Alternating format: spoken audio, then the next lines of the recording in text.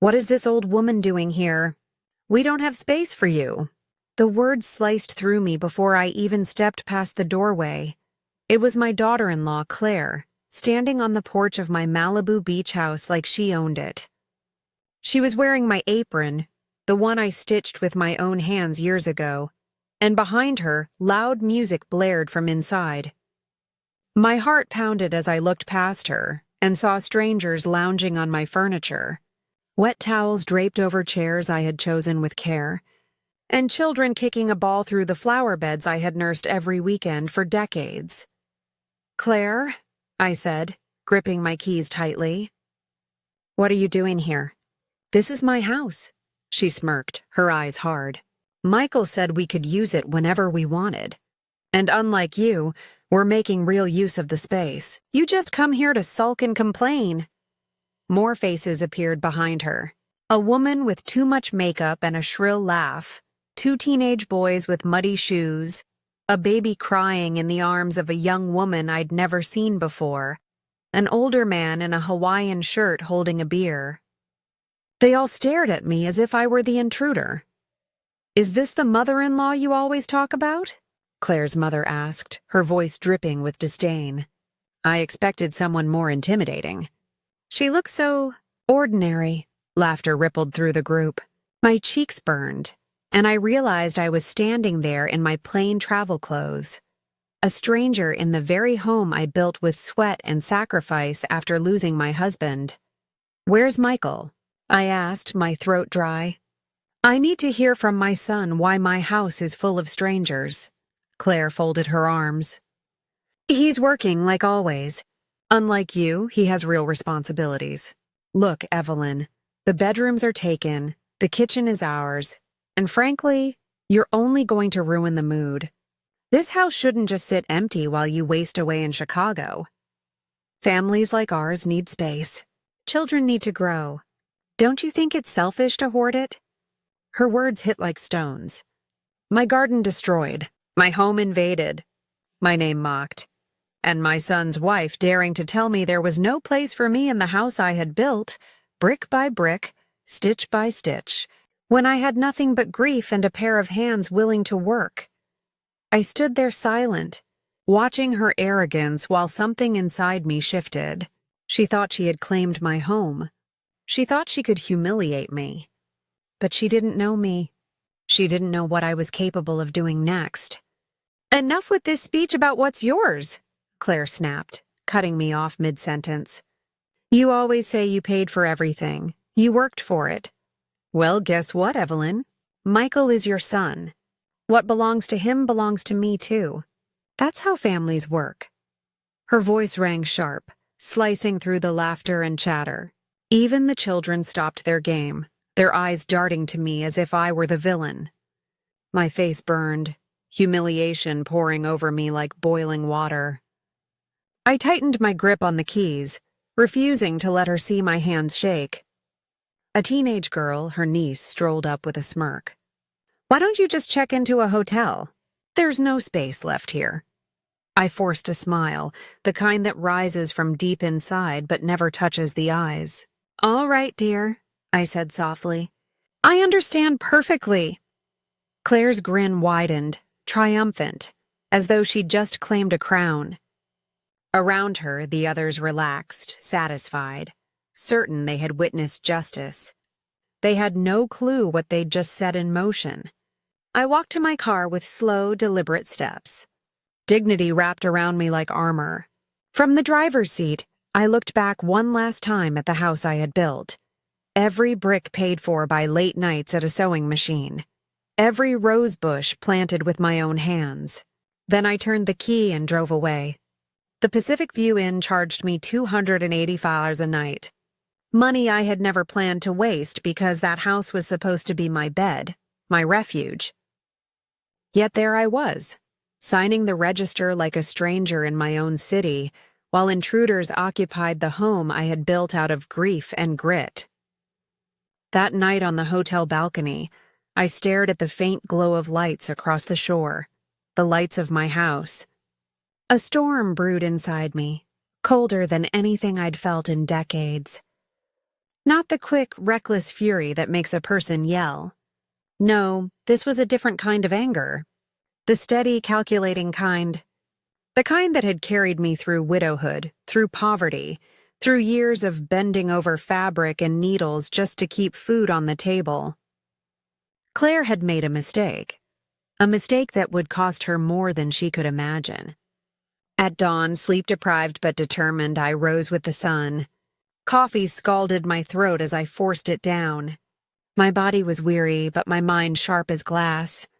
Maybe, I thought, this was all a misunderstanding. Maybe Michael would appear and restore order. With that small hope, I drove back to the house at 8 in the morning. The front door was locked. My own door. I pressed the bell absurdly like a visitor. After a long wait, Claire's sister, Vanessa, cracked it open. Her hair was wild, her pajamas wrinkled, her face sour. "What do you want now?" she grumbled, as though I were an unwelcome neighbor. I steadied my breath. "I came to collect a few personal things, and I'd like to speak with Claire." Her answer dropped like a stone. "Claire's asleep, and your things aren't here anymore. We packed them into bags and left them in the garage so they wouldn't be in the way." The words lodged in my chest like a blade. My belongings, packed like trash, tossed aside as if they were clutter. I pushed past her, my legs trembling but unyielding. The air inside hit me like a slap. Gone was the faint lavender scent I loved. Now it reeked of stale smoke, fried food, and perfume that clung to the curtains. The living room was wrecked. Mattresses inflated across the floor, clothes piled in corners, beer bottles abandoned on the coffee table I once polished every Saturday. I walked into the kitchen and my heart nearly stopped. The stove was caked in grease, the sink overflowing with dishes that stank of rot. My favorite pans bore black scars of neglect. And then I saw the empty cabinet where my porcelain plates once stood. "Where are my plates?" I asked, my voice thin but sharp. Vanessa shrugged. "Some broke. The kids were playing. Claire said they were old anyway. Not worth crying over." My porcelain plates. The set I had built piece by piece over the years, saving dollars until I could afford each edition. The set I reserved for Christmas dinners, for birthdays, for those rare moments of celebration. Gone, shattered, dismissed, discarded like they meant nothing. I stood there in the wreckage of my own kitchen, grief surging into something far darker.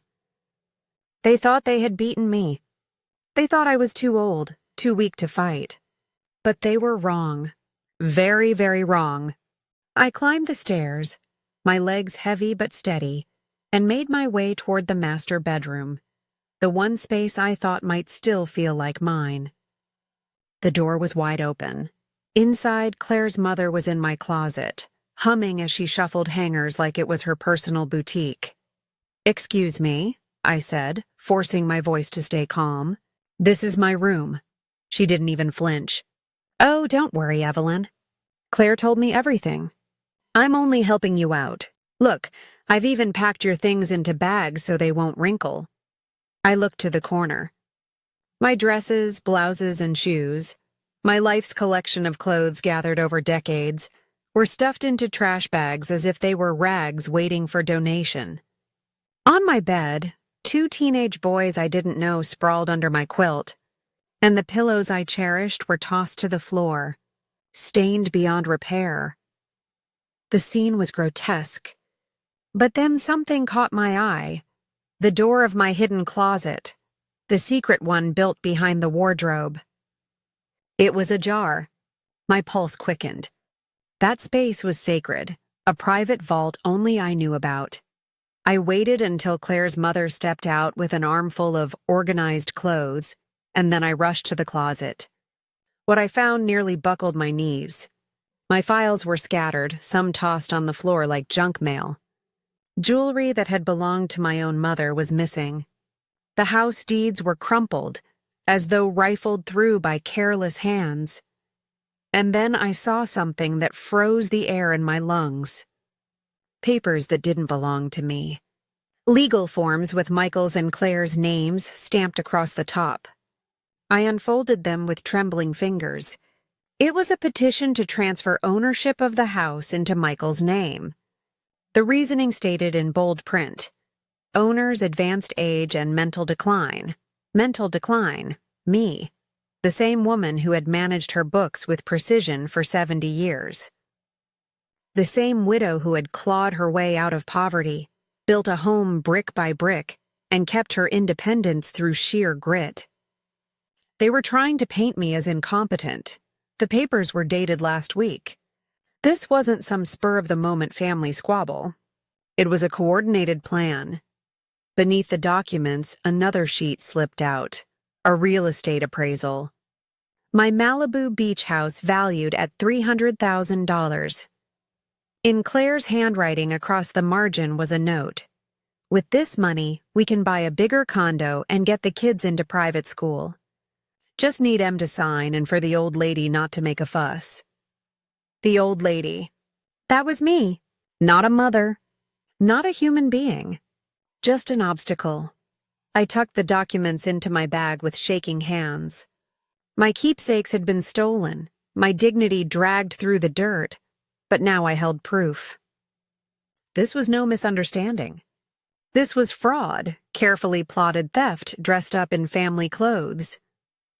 I crept downstairs, quiet as shadow. From the terrace, I heard Claire's voice rising over the sound of waves. She wasn't even trying to be discreet. No, Mom, don't worry. The lawyer says it's simple. Michael's an only child. He can claim early inheritance because of her incapacity. Once the title's in his name, we're free. I stopped in my tracks, my stomach twisting. Yes, we already handled the medical paperwork. Paid that doctor from the strip mall clinic $50 to sign off on dementia. Michael hesitated at first, but I explained. It's for the children's future. She won't even know what's happening until it's over. The words seared into me. Fake medical records. A bought doctor. A lie that branded me senile. My own son persuaded that betraying me was somehow noble. I walked out of the house without a word. There was no use in arguing, no point in begging. This wasn't family conflict anymore. It was open war. They had fired first, with forged papers, corruption, and betrayal. And they believed I was too old, too weak to fight back. As I drove toward the hotel, my hand shook on the steering wheel. Not from fear, from something sharper, colder, more dangerous. Determination. They thought they could erase me. They thought wrong. I knew exactly what I had to do. Evelyn Carter was not going to be the fragile victim of this betrayal. She was going to be the woman who took back everything they tried to steal. That Monday morning, I drove straight to the bank.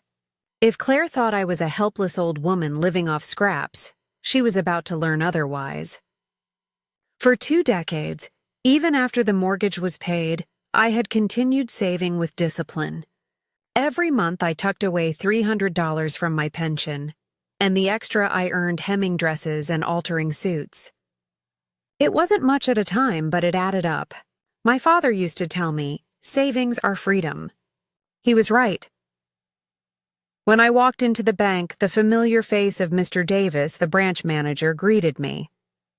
He had known me for years and always treated me with respect. "Mrs. Carter," he said warmly, "what brings you in today?" "I need the full balances on all my accounts," I said, steadying my voice.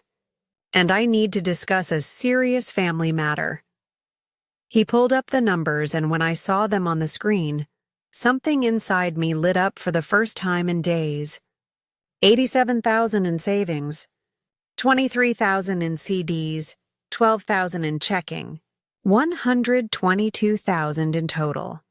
Claire thought I was just some penniless old woman. She had no idea I had been quietly preparing for storms like this my entire life. "Mr. Davis," I said, leaning closer, "I need you to freeze all my accounts against any third-party attempts, And I'll also need a formal statement from the bank verifying that I am fully capable of handling my finances.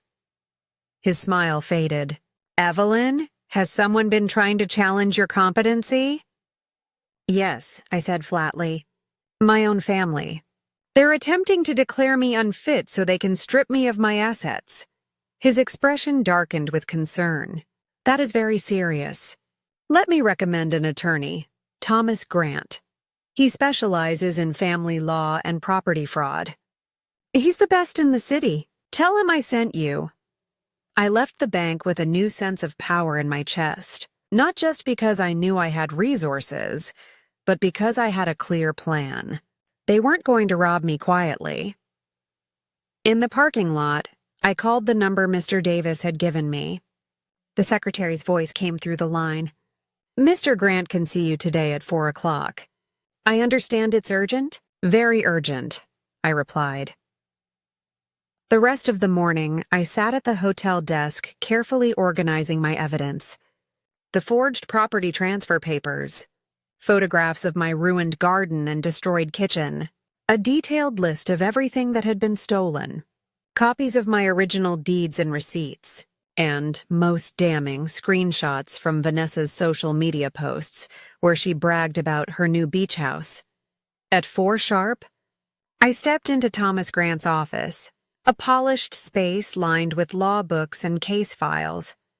He was a tall man with silver at his temples and sharp, steady eyes that immediately put me at ease. Mrs. Carter, he said, shaking my hand firmly. Tell me everything.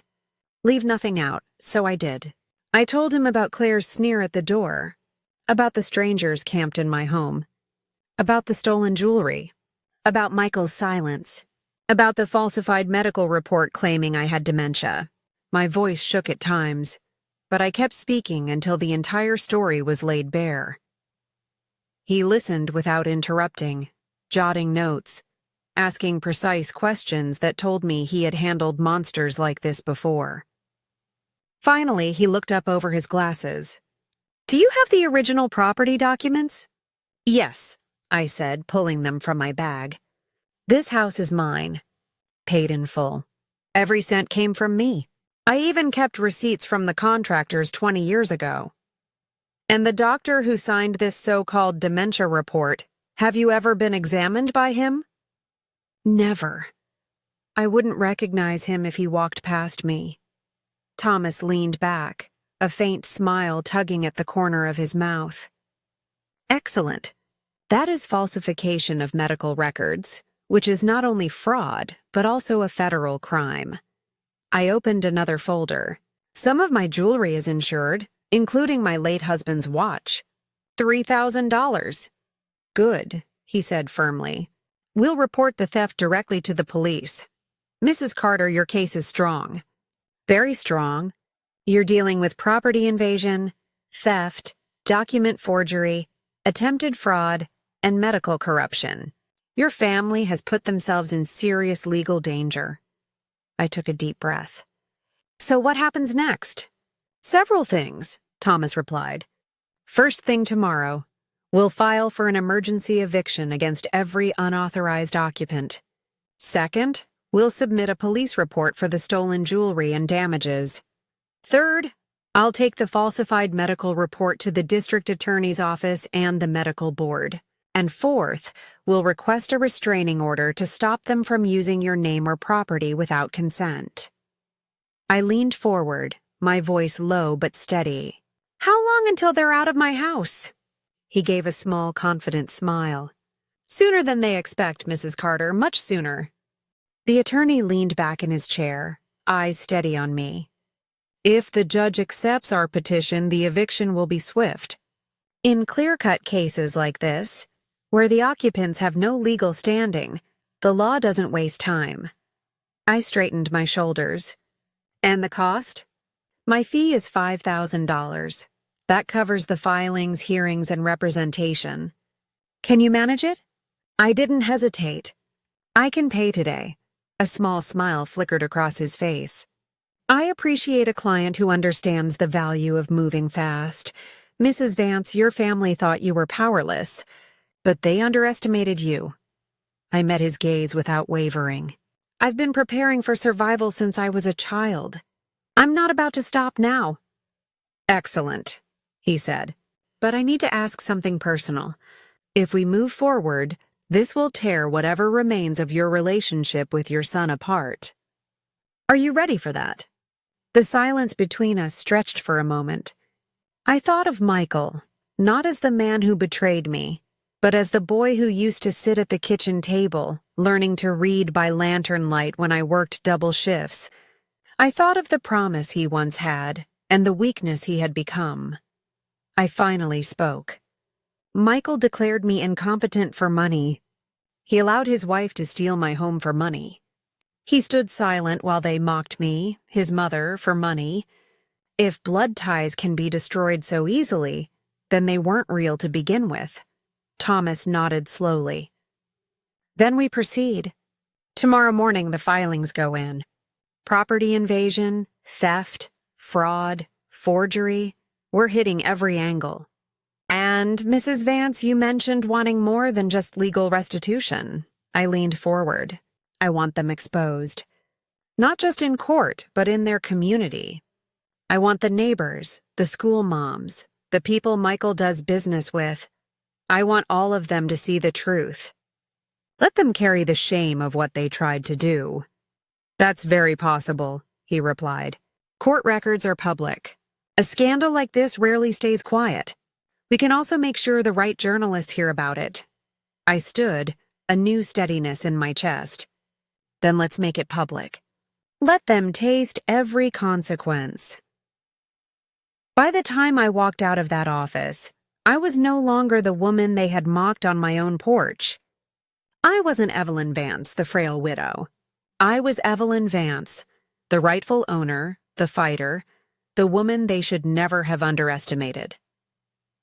That night, I checked into a hotel not far from the beach house. From my window, I could see my home lit up, laughter spilling from the patio, music shaking the glass. Claire and her brood were still celebrating their so-called victory, parading around in stolen comfort. I sat at the edge of the bed, picked up the phone, and called my sister Laura in Phoenix. She answered quickly, her voice warm and worried. Evelyn, are you all right? I told her everything. Michael's betrayal, Claire's cruelty, the false papers, the humiliation. There was a pause on the other end, then a sharp intake of breath. I can't believe Michael would do that after all you gave him, Laura whispered. It doesn't matter what I gave him anymore, I said softly. What matters is what I'm about to reclaim. The next morning, right at 8, Thomas Grant arrived at the property with a uniformed officer, a notary public, and 3 official-looking envelopes tucked under his arm. I arrived at the same moment in a taxi, wearing my best gray suit and carrying a leather briefcase filled with evidence. Claire's family was scattered across the terrace, enjoying breakfast in my chairs, drinking coffee from my cups. When they saw the police car pull into the drive, silence fell. Claire dropped her mug and it shattered against the tile. Good morning, Thomas said, voice clear and commanding. I am attorney Thomas Grant, representing Mrs. Evelyn Vance, the lawful owner of this property. We are here to serve an immediate eviction order for unlawful occupation. Claire's face drained of color. She stumbled back, nearly knocking over a chair. Her mother, draped in one of my robes, looked around in confusion. Someone began filming on a cell phone. The officer read from the order, his voice steady. This property has been unlawfully occupied. You have committed trespass, destruction of private property, and theft. You have exactly 2 hours to remove your personal belongings. Any items belonging to Mrs. Vance must remain here. I will personally oversee compliance, Claire tried to argue, her voice shrill. This is ridiculous. We have children here. You can't just throw us out. The notary, calm and professional, replied, You should have considered the consequences before entering a home that does not belong to you. Just then, Michael's car screeched to a stop outside. He jumped out, tie undone, face pale with panic. He ran up the driveway, eyes darting between me, the officer, and Claire. "Mom, what is happening?" he demanded, his voice shaking. I turned to face him, lifting my chin. "What's happening, Michael, is the law. And for once in your life, you can't hide behind excuses." His mouth opened, but no words came out. For the first time, he looked small. And for the first time, I felt tall again. Sure enough, someone must have warned Michael before he pulled into the driveway, because he came running up the walk almost breathless, his tie hanging loose, his face already pale. "What's happening here?" he demanded, his voice tight. Thomas stepped forward with the calm authority of a man who had rehearsed this 100 times. "Mr. Vance, your wife and her family are being legally evicted from your mother's property for unlawful occupation. And you," he added, pulling out a document, "are being subpoenaed as an accomplice in attempted property fraud." Michael froze. "Fraud?" he echoed, stunned. I pulled a folder from my briefcase and held it up. "The transfer papers you and Claire intended to use. The ones she hid in my locked closet. Papers meant to erase my name and put my home into your hands."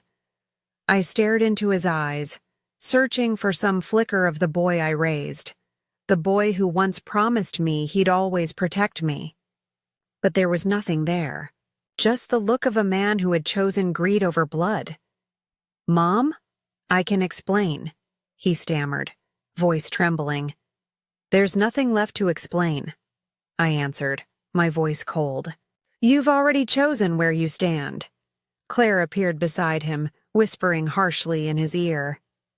He shook his head, visibly uncomfortable. "What's she telling you, Michael?" I asked.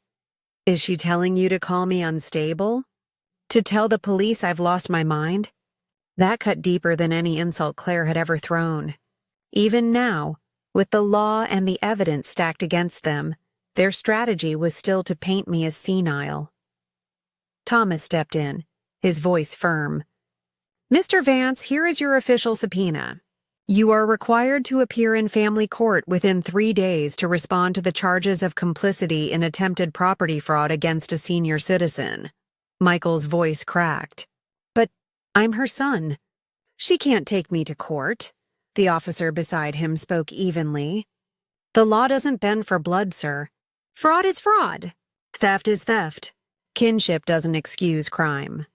For the next 2 hours, my home became a stage for humiliation.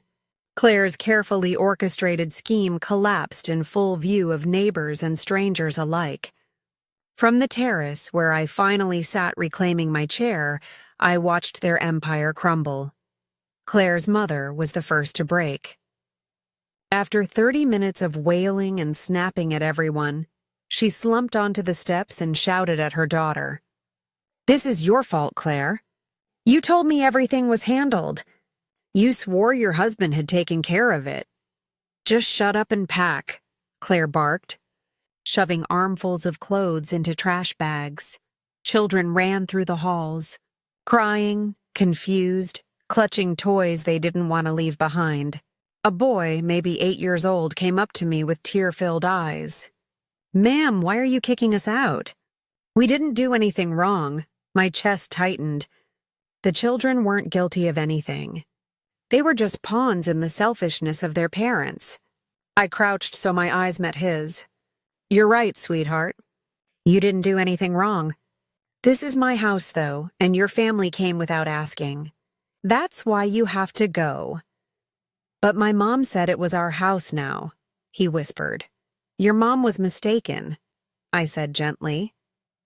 Claire stormed over, face twisted with rage. "Don't you dare talk to my children. You're confusing them."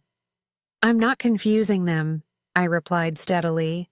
"You did that the moment you dragged them into a house that doesn't belong to you." "This house is ours," she snapped. "Michael is your son. Children inherit from their parents." "Not while the parents are alive and standing right in front of them," I answered firmly. "You're old," she spat. Why do you even need a house like this at your age? Thomas stepped in without missing a beat. Every statement you make about my client's age is being documented as additional evidence of elder abuse and discrimination. I'd suggest you stop talking. The color drained from Claire's face, and for once she went silent. Meanwhile, Michael carried suitcases to the car in silence, never once meeting my eyes. With only half an hour left on the eviction clock, he finally came toward me, looking worn and desperate. "Mom," he said quietly, "we need to talk." "There's nothing left to say." "Yes, there is," he pressed. "I'll admit things got out of hand. But we can fix this. We can reach a family agreement without dragging everything through the courts." I tilted my head. "And what kind of agreement do you think would erase what you've done? You keep the house. We'll admit it was wrong to move in without telling you. In return, you drop the lawsuits, the police reports, everything. We'll give back the jewelry. We'll make it right." "Make it right?" I asked, my voice sharp. "By pretending it was all just a misunderstanding? Do you really believe taking my husband's watch, my wedding ring, my savings was a mistake?" His face flushed. "It wasn't theft, it was just a misunderstanding." I looked at him then, really looked, and realized the boy I'd raised was gone. All that was left was a man so blinded by greed he couldn't even name what he had done. "And the fake medical report," I said, my voice cutting through the chaos like glass. "Was that also a misunderstanding? The petition to strip me of my rights, to label me senile so you could seize my house, was that just Claire's doing too? And the day you stood by, silent, while she called me a parasite in my own home, was that a misunderstanding, Michael?" He froze, lips pressed tight, no excuse left to grab onto. Finally, he muttered, "It wasn't me. It was Claire."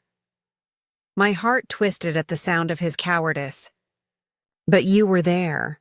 You saw me being humiliated and you said nothing. I didn't know what to say. You knew exactly what to say. You knew you should have defended your mother. But you chose silence because upsetting your wife mattered more than respecting me." His hands went to his head, desperate, cornered. "Okay, fine. Claire behaved badly. I admit it. What else do you want from me?" "I want the truth," I said, steady and cold.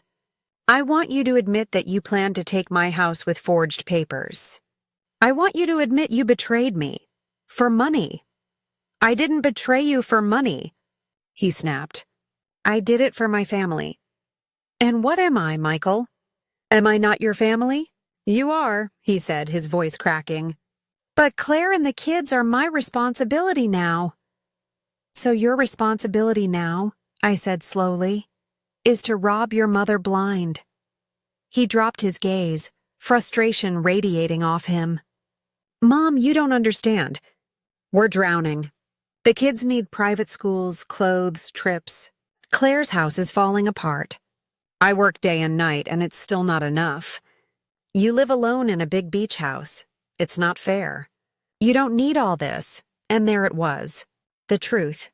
Not love for his family. Not desperation. Entitlement. A waste, I repeated, the word tasting bitter on my tongue. "Mom, I didn't mean it like that. My 30 years of hard labor are a waste? My penny-by-penny savings, my discipline, my sacrifice of raising you after I was widowed? That's a waste." "That's enough," he burst out, his face flushed. "It's always the same with you. Always reminding me what you sacrificed. Always making me feel guilty for trying to live my own life." Silence fell like a heavy curtain. Even Claire stopped stuffing clothes into bags to listen. "There it is," I said, my voice calm, almost serene. "You didn't betray me for money, Michael. You betrayed me because my sacrifices made you feel small, because my help bruised your pride." "I didn't say that." "You didn't have to," I replied. "You just shouted it with every word." He stood there, breathing hard, shame and anger battling across his face. "You know what the saddest part is, son?" I said softly. "If you had just asked me for help, I would have given it. If you had admitted the bills were too much, we could have figured it out together.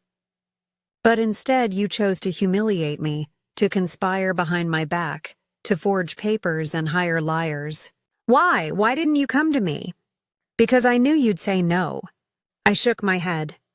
"How could you know when you never asked?" "Because you're tight with your money. Always controlling. Always reminding me it's yours." "Controlling?" My voice trembled now, not with weakness but with fury. "I paid for your education. I bought you your first car. I helped with the down payment on your house. I bailed you out more times than I can count. And now you call me controlling because I wouldn't hand you the deed to my home?" His eyes fell to the ground. He couldn't look at me anymore, and in that moment, the weight of it all fell into place. It wasn't just greed. It was pride. My son couldn't stand the idea of still needing his mother at 45, and rather than admit that weakness, he'd rather destroy me. "You know what, Michael?" I said, my voice firm but strangely gentle. "You're right. I should have forced you to stand on your own long ago. I should have let you face hardship instead of rescuing you again and again. But it's too late to undo the past. From this day forward, you'll finally have what you wanted: independence. Because I will never, ever save you again." Thomas glanced at his watch and spoke briskly. 10 minutes remain. The last stretch was chaos. Claire barked orders through tears. The children wailed. Michael carried bags with the hollow look of a defeated man. Their empire of entitlement collapsed before my eyes.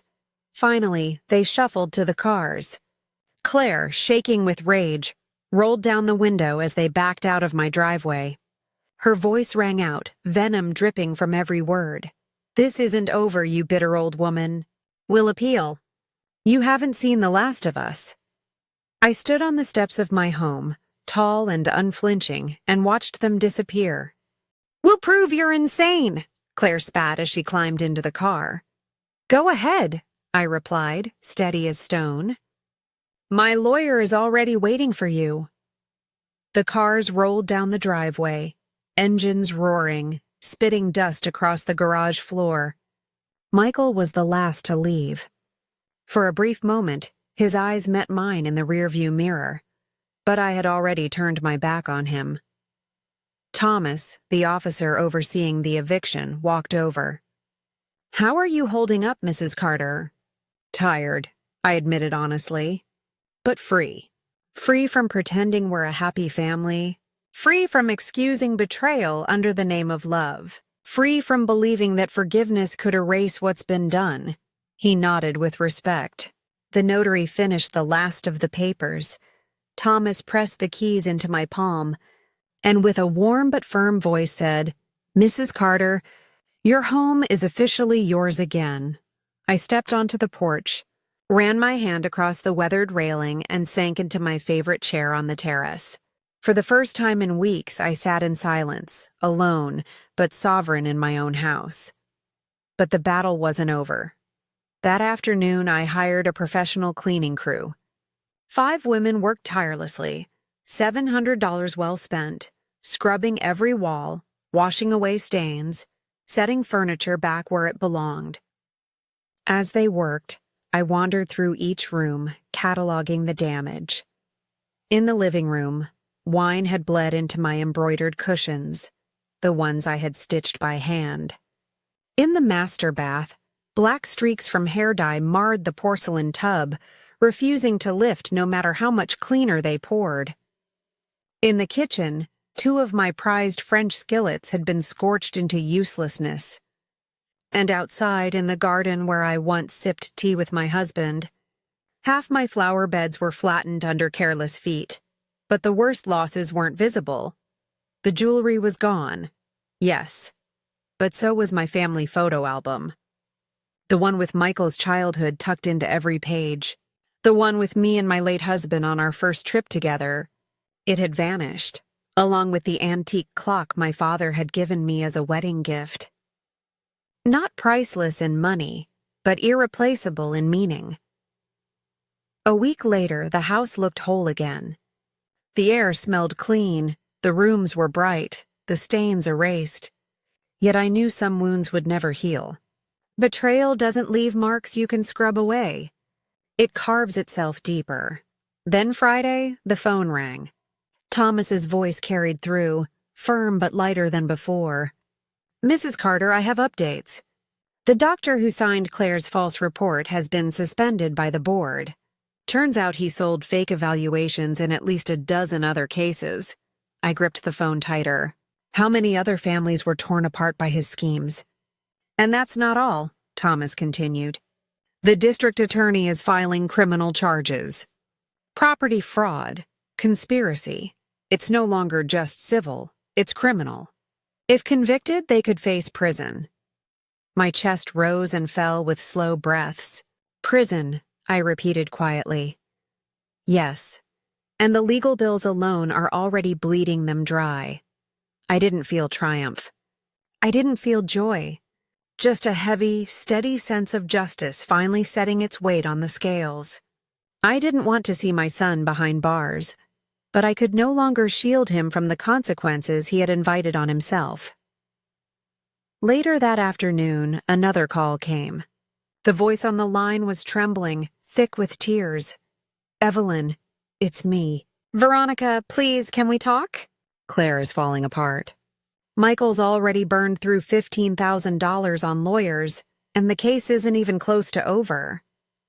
I let the silence hang before answering. "And why are you calling me?" "Because we want to apologize," she said, her words stumbling. "We want to make things right." I laughed once dryly. "Do you want to make things right? Or do you want me to drop the charges before your family goes bankrupt?" "Please," she begged. "Claire has children to think of. Michael could lose his job if this gets out. This will destroy them." She should have thought about her children before she plotted to steal from me, and Michael should have thought about his job before forging lies. "You already got your house back?" Veronica whispered. "You've won. Why keep punishing them?" "Because getting my house back doesn't erase the humiliation. It doesn't return the stolen pieces of my life. It doesn't undo the pain of being called a parasite by my own daughter-in-law, while my son stood in silence." Her breath caught. "We still have some of the jewelry. It's at my mother's house. We can return it." "Jewelry?" I said softly. "Do you really think silver and gold can buy back trust?" The line went quiet. For the first time, I felt truly in control. They had tried to strip me of my dignity, my sanity, and my home. And now they were the ones begging. "The jewelry was taken by mistake," Veronica insisted on the phone. "The pieces were mixed up during the move. We didn't mean to steal. By mistake?" I repeated, my voice calm but sharp. "Then tell your sister that if she wants to face me, she can come here herself, with every last piece of what she took." Before she could respond, I ended the call. A strange heaviness settled over me, a blend of satisfaction and grief. Satisfaction because the elaborate trap they had built to destroy me was collapsing around them. Grief because I knew in my bones that my bond with Michael was broken beyond repair. 2 days later, the doorbell rang. It was Claire. She stood on the porch, eyes swollen from tears, clutching a bag in her hand. "No Michael in sight. I came to return your things. And to apologize," she said quietly. I led her inside. She sat on my couch, shoulders hunched like a scolded child, and began taking jewelry out of the bag one by one. "Here are the pearl earrings, the gold watch, the silver coins, and the necklace that, well, we also took by mistake." "By mistake?" I repeated, letting the bitterness in my tone show. Claire lowered her eyes. "The truth is, I took them. Not to keep, to sell. We needed money. Michael lost a lot in some bad investments last year. We're behind on the mortgage. The credit cards are maxed out. The kids' tuition. It's drowning us. And that's why you thought it was acceptable to rob me? I asked, tears spilled from her eyes. But these weren't the manipulative tears I had seen before. This time she was crumbling for real. Evelyn, I know I was wrong. I was desperate. When Michael told me about this beautiful beach house you hardly use, I thought, you thought you could take it from me without asking, I interrupted. I never wanted to take it from you, she whispered. At first we just wanted to use it while you weren't here. Then we realized how expensive it was to maintain 2 houses. We thought maybe if the property was transferred to Michael officially, it would avoid legal issues later. Legal issues? I almost laughed. You created legal issues by faking medical documents. That wasn't about inheritance planning. That was fraud. That was the lawyer's idea, Claire muttered. He told us it was the fastest way to transfer property within the family. The sheer stupidity of it left me speechless for a moment. They had risked everything, their finances, their dignity, their freedom, because they listened to a corrupt attorney peddling shortcuts. Where's Michael? I finally asked. Claire looked down at her lap. He wouldn't come, he says. You're not his mother anymore. The words struck harder than I wanted to admit. He says a real mother wouldn't take her son to court, that you chose money over family. And what do you think, Claire? I pressed. She hesitated, then said, I think we started this. But I also think you went too far. Families should work things out without lawyers and police. My voice sharpened. How could we have worked it out when you lied to me, deceived me, and plotted behind my back? Family doesn't mean immunity from consequences. Family means respect, and you disrespected me in every possible way. Claire rose slowly, clutching her empty bag. So, there's no way to fix this? The way to fix it, I said evenly, was to not do it in the first place. She left quietly. I returned to my terrace, where the sunset painted the ocean in gold. The waves kept their rhythm, steady and eternal, indifferent to the wreckage of human betrayal. A week later, Thomas called. His voice was brisk. Mrs. Carter, I have the final news.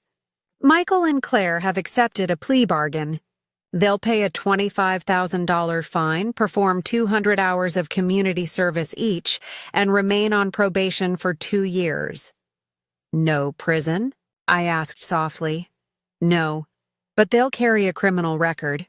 And the false medical report has been fully nullified. The court has reaffirmed your mental capacity without a shred of doubt. And the costs?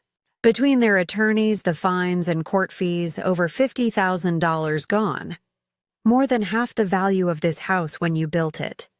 They lost more trying to steal it than they ever could have gained. I leaned back in my chair, the irony sharp and undeniable. A month after the eviction, I made a decision I had never considered before. I hired a part-time housekeeper. Not just to keep the dust away, but to ensure that my home, my sanctuary, would never again be left vulnerable. It was no longer just a house. It was proof that dignity could be defended, even when it meant standing alone against your own blood. Not because I couldn't take care of it myself, but because I wanted to be sure no one would ever slip inside without me knowing. I hired someone local, a woman named Nancy, who lived down the coast and needed steady work. She came 3 times a week, dusting the rooms, airing out the windows, keeping the place alive. I also replaced every lock, added cameras inside and out, and updated my will so the house would pass to charity instead of Michael. If he wanted freedom from me so badly, he would have it, on my terms. One Sunday, while shifting furniture in the master bedroom, I noticed something had fallen behind the dresser. It was an old photograph. Michael was 8 years old, sitting barefoot on the beach where this house would one day stand. His grin was wide, a few teeth missing, his eyes glowing with innocence. I stood beside him in the picture, my hair still dark, my hand steady on his shoulder. He looked so proud to be my son. The sight of it knocked the wind out of me. I sat on the edge of the bed, my chest tight with grief. How had we arrived here? How had that laughing boy grown into a man who would betray me? I asked myself where I had gone wrong. Maybe Michael was right about one thing. Maybe I had been too controlling with my money, too quick to remind him of every sacrifice I made to give him opportunities. Maybe I should have struck a better balance between supporting him and letting him earn his way. But did that explain forging documents? Did it excuse plotting to steal from me with Claire? Absolutely not. Parents' mistakes can explain a child's struggles, but they don't erase accountability. Michael wasn't 8 anymore. He was 45, fully grown, fully aware, and he had chosen betrayal. That was on him, not me. I slid the photo into a drawer. The boy in that picture was gone, and the man who took his place had to live with his choices. 6 months passed before I heard from him again. A letter arrived in the mail, not a call, not a visit. His handwriting was rushed, almost guilty. "Mom, I hope you're doing well. The kids keep asking about you. Claire and I realize we made a mistake. Maybe someday we can be a family again." I didn't answer. Family doesn't forge lies for money. Family doesn't humiliate their own. Family doesn't plan theft and expect forgiveness as if nothing happened. Michael had chosen money over me, and I had chosen dignity over blind reconciliation. The next spring, I decided to stay at the beach house for an entire month, the longest I'd ever been there since everything had happened. I invited my sister Laura to join me for 2 weeks. Together, we planted new flowers in the front yard, cooked old recipes from our childhood, and spent evenings on the porch listening to the waves roll in. One night, as we sipped tea under a blanket, Laura asked gently, "Do you miss him?" "Every single day," I admitted. "But I miss the son I believed I had, not the man he became." "Do you think you'll ever forgive him?" She pressed. "Maybe," I said after a pause. "But forgiveness isn't pretending. It's not erasing what happened. Forgiveness is about accepting reality and deciding how to live with it. And right now, living with it means distance." On my 71st birthday, an envelope arrived addressed in Claire's handwriting. Inside was a picture of my grandchildren and a note. "They miss you, Evelyn." Of all people, I hadn't expected kindness from her. Maybe she, too, had learned something from this ordeal. That Christmas, I sent gifts for the children. Nothing extravagant, just enough to let them know their grandmother loved them. But I did not send anything to Michael or Claire. Children should not bear the burden of their parents' sins. They deserve to feel my love even if it came from a distance. Back in Chicago, I started attending a support circle for seniors. That's when I realized my story wasn't unusual at all. So many older parents had been deceived, robbed, or abandoned by the very people they raised. Some had lost everything because they hadn't had the means or the courage to fight. Others, like me, had drawn a line and held it. One woman, Dolores, shared how her son had sold her home while she was recovering in a hospital, telling buyers she would never return. When she walked out of rehab months later, she discovered she was homeless. Listening to her broke something inside me, but it also strengthened me. I wasn't alone, and if I had survived my betrayal, maybe I could help others survive theirs too. Another woman, Carmen, shared how her 3 children drained her bank accounts while she was in the hospital fighting cancer. They left her with nothing to pay for her treatments. Listening to her, and to so many others, I realized that what had happened to me wasn't just some private family feud. It was part of something much bigger, a painful truth about how vulnerable older people in this country can be, especially when betrayal comes from the very children they once protected. That was the moment I decided I couldn't let my story end with bitterness. I wanted to use my pain to protect others. I started speaking at community centers about the rights of senior citizens. I told my story openly, warning others about the signs of manipulation, teaching them how to protect themselves legally before it was too late.